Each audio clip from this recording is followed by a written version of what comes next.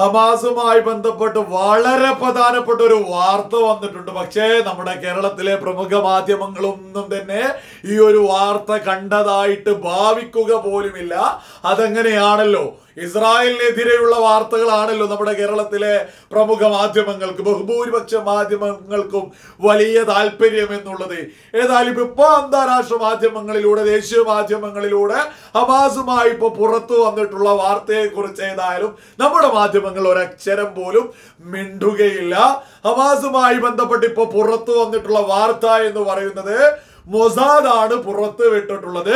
Hamas എന്ന ഭീകരവാദ സംഘടനയുടെ മേധാവി യഹിയ സിൻവാർ സ്ത്രീകളുടെ വേഷത്തിൽ സ്ത്രീകൾക്കിടയിലൂടെ ഒളിച്ച് നടക്കുകയാണ് എന്ന കൃത്യമായ വിവരമാണിപ്പോ മൊസാദ് പുറത്തു വിട്ടിട്ടുള്ളത്. കൃത്യമായിട്ട് തിരിച്ചറിഞ്ഞിരിക്കുന്നു യഹിയ സിൻവാർ സ്ത്രീകൾക്കിടയിലൂടെ സ്ത്രീ ഡ്രസ് ഇട്ടാണ് നടക്കുന്നത് എന്ന്.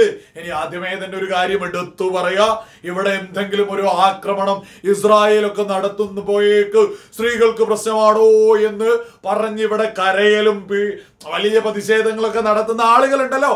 അപ്പൊ അവരോടൊക്കെ തന്നെ പറയാനുള്ളത്, ഭീകരവാദ പ്രവർത്തനമൊക്കെ ഹമാസ് ചെയ്തിട്ട് അതിന്റെ മേധാവി പോലും സ്ത്രീകൾക്കിടയിൽ സ്ത്രീകളുടെ ഡ്രസ് ഇട്ട് ഒളിച്ചു നടക്കുക എന്ന വിവരം കിട്ടുന്നതിനെ തുടർന്ന് ഈ ഹമാസ് എന്ന ഭീകരവാദ സംഘടനയെ വേട്ടയാടി പിടിക്കുന്നതിലാ അവിടെയുള്ള സാധാരണക്കാർക്ക് എന്തെങ്കിലുമൊക്കെ സംഭവിക്കുന്നത്. അപ്പൊ ഇതിനൊക്കെ പൂർണ്ണ ഉത്തരവാദിത്വം, അതായത് ഗാസയിലെ സാധാരണക്കാർക്കൊക്കെ എന്തെങ്കിലും സംഭവിക്കുന്നുണ്ട് എങ്കിൽ അതിന്റെ പൂർണ്ണ ഉത്തരവാദിത്വം ഈ ഹമാസ് എന്ന ഭീകര സംഘടനക്ക് തന്നെയാണ് എന്നുള്ളത് സകല ആളുകളും തിരിച്ചറിയണം. ഈ ഹമാസിന്റെ മേധാവി യഹിയ സിൻവാർ പോലും ഇപ്പോ കരുതുന്നുണ്ടാവും. ഏതായാലും 10-22 വർഷക്കാലം ഇസ്രായേലിന്റെ ജയിലിൽ ജീവിച്ചിട്ടുള്ള ഒരു വ്യക്തിയാണല്ലോ ഈ യഹിയ സിൻവാർ എന്ന് പറയുന്നത്. അപ്പൊ ഉറപ്പായിട്ടും ചിന്തിച്ചിട്ടുണ്ടാവും, ഈ മാളത്തിലൂടെ പെരിച്ചായിയെ പോലെ ജീവിക്കുന്നതിനേക്കാൾ എത്രയോ നല്ലതാണ് ഈ പറയുന്ന ഇസ്രായേലിന്റെ ജയിലിൽ കഴിയുന്നത് എന്നൊരു 100 തവണയെങ്കിലും ഹമാസ് എന്ന ഭീകര സംഘടനയുടെ പുതിയ മേധാവി കരുതിയിട്ടുണ്ടാവും എന്നുള്ളതാണ് യാഥാർത്ഥ്യം. ഏതെങ്കിലും തരത്തില് മുഖമൊന്ന് പുറത്ത് കാണിക്കുന്ന രീതിയിൽ പുറത്തിറങ്ങിയാൽ അപ്പം ഈ യഹിയ സിൻവാർ തീരുമെന്നുള്ളത് യഹിയ സിൻവാറിനും ഹമാസ് എന്ന ഭീകര സംഘടനക്കും വളരെ വ്യക്തമായിട്ട് അറിയുന്നത് തന്നെയാണ് എന്നുള്ളതാണ് യാഥാർത്ഥ്യം. ഇവിടെ മൗദൂദികളും സുഡുകളൊക്കെ എത്ര ആവേശത്തിലായിരുന്നു.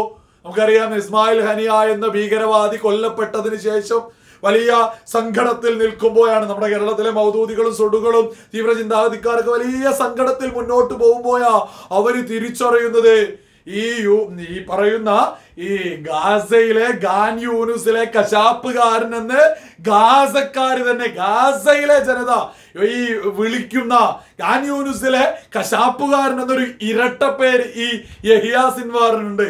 ആ ഇരട്ടപ്പേരിനെ കുറിച്ചൊക്കെ അറിയുന്നത് കൊണ്ട് തന്നെ നമ്മുടെ കേരളത്തിലെ ജിഹാദി തീവ്ര ചിന്താക്കാരൊക്കെ തന്നെ വലിയ ആവേശത്തിലായിരുന്നു. കാരണം ഇനി യഹിയ സിൻവാർ വരുമ്പോഴേക്ക് ഇസ്രായേലിനെ അങ്ങ് മലമറിക്കുമെന്നുള്ള പ്രതീക്ഷയില്. മറ്റൊന്ന്, ഗാസയിലെ ജനത തന്നെ ഖാൻ യൂനുസിലെ കശാപ്പുകാരൻ എന്ന് യഹിയ സിൻവാറിനെ വിളിച്ചത് ഗാസക്കാരെ തന്നെ കൊലപ്പെടുത്തിയിട്ടുള്ളതാണ് എന്നുള്ളത് കൊണ്ട് തന്നെയാ ഇത്തരത്തിലൊരു ഇരട്ടപ്പേരൊക്കെ ഈ യഹിയ സിൻവാറിന് ഉണ്ടായിരുന്നത്. എന്തൊക്കെ തന്നെയാലും നമ്മുടെ കേരളത്തിലെ തീവ്ര ചിന്താഗതിക്കാർക്കും സുഡുകൾക്കും ഒക്കെ വലിയ ആവേശമായിരുന്നു. യഹിയ സിൻവാർ എത്തുന്നതോട് കൂടിയിട്ട് ഇസ്രായേലിനെ അങ്ങ് തീർക്കുമെന്നുള്ള വലിയ ആവേശം. അതൊക്കെ അവരുടെയൊക്കെ തലമാട്ടിനൊക്കെ അടിയേറ്റത് പോലെയാണ് ഇപ്പോ അന്താരാഷ്ട്ര മാധ്യമങ്ങളിലൂടെയൊക്കെ തന്നെ നിരന്തരം വാർത്തകൾ വന്നുകൊണ്ടിരിക്കുന്നത്. യഹിയ സിൻവാർ സ്ത്രീകൾക്കിടയിൽ സ്ത്രീവേഷത്തിൽ ഒളിച്ച് നടക്കുകയാണ് എന്നുള്ളത് ഈ പരട്ടയൊക്കെയാണോ ഇവിടെയുള്ള കുറെ ആളുകള് പോരാളികളാണ് എന്നൊക്കെ പറഞ്ഞ് നടക്കുന്നത്? സ്വാതന്ത്ര്യ വിമോചന സമരം എന്തൊക്കെയാണ് ഈ യഹിയ സിൻവാർ ഭീകരവാദിയെ വെളുപ്പിക്കാൻ വേണ്ടി ഇവിടെയുള്ള ആളുകൾ വിളിച്ചു പറയാറുള്ളത്? നിങ്ങളൊക്കെ തന്നെ ഒന്ന് ആലോചിച്ച് നോക്കൂ. ഗാസക്ക് വേണ്ടിയിട്ടാണ് ഈ സമരം, സ്വാതന്ത്ര്യത്തിനൊക്കെയാ സമരം എന്നൊക്കെ ഇവിടെ ആളുകൾ പറയാറുള്ളത്. യഥാർത്ഥത്തിൽ സുബോധമുള്ള സകല ആളുകൾക്കും അറിയാം, ഒക്ടോബർ 7 മുമ്പ് വരെ ഗാസയിലെ ജനതയ്ക്ക് യാതൊരു പ്രശ്നമില്ലായിരുന്നു. അവർക്ക് വേണ്ട പച്ചവെള്ളം പോലും, കരണ്ട്, സകലതും ഇസ്രായേൽ ആയിരുന്നു കൊടുത്തോണ്ടിരുന്നത്. ഈ ഹമാസ് എന്ന ഭീകര സംഘടന ഒക്ടോബർ 7 ഇസ്രായേലിലേക്ക് കടന്നു കയറിയതും കൂട്ടക്കൊല ചെയ്തതിന്റെ ഒക്കെ ഭാഗമായിട്ടാണ് ഗാസയിലെ ജനത ഇന്ന് ദുരിതം അനുഭവിക്കുന്നത് എന്നുള്ളതാ യാഥാർത്ഥ്യം. അതിനൊക്കെ തന്നെ ഏറ്റവും വലിയ ഭീകരവാദിയാണ് മേധാവി. എന്നിട്ട് ആ ഭീകരവാദിയെ പോലും പിന്തുണക്കുന്ന ഒരുപാട് പരട്ടകള് നമ്മൾക്കിടയിൽ ജീവിക്കുന്നുണ്ട്.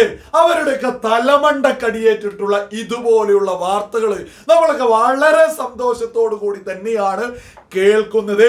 ഇനി യഹിയാ സിൻവാർ ഈ എവിടെയൊന്ന് തലപൊക്കിയാലും തീരുമെന്നുള്ളതൊരു യാഥാർത്ഥ്യമാണ്. അത് ലോക സമാധാനത്തിന് അത് തന്നെയാണ് സംഭവിക്കേണ്ടതും. ഈ യഹിയാ സിൻവാർ ഒക്കെ തീരുന്നതോട് കൂടിയിട്ട് ഈ ഒരു വിഷയത്തിൽ തന്നെ ഒരു സമാധാനത്തിലേക്ക് എത്തും എന്നുള്ളതൊക്കെ തന്നെയാ യാഥാർത്ഥ്യം.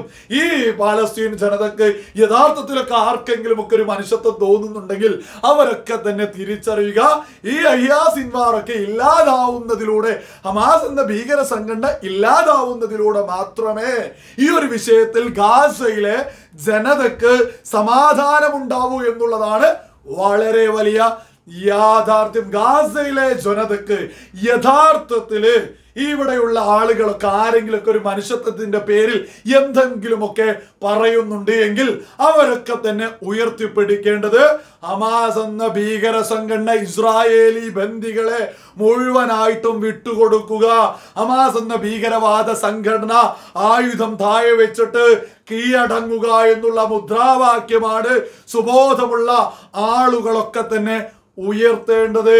ഈ ഹമാസ് എന്ന ഭീകര സംഘടന കാരണം എത്ര ആളുകളാണ് കൊല്ലപ്പെടുന്നത്.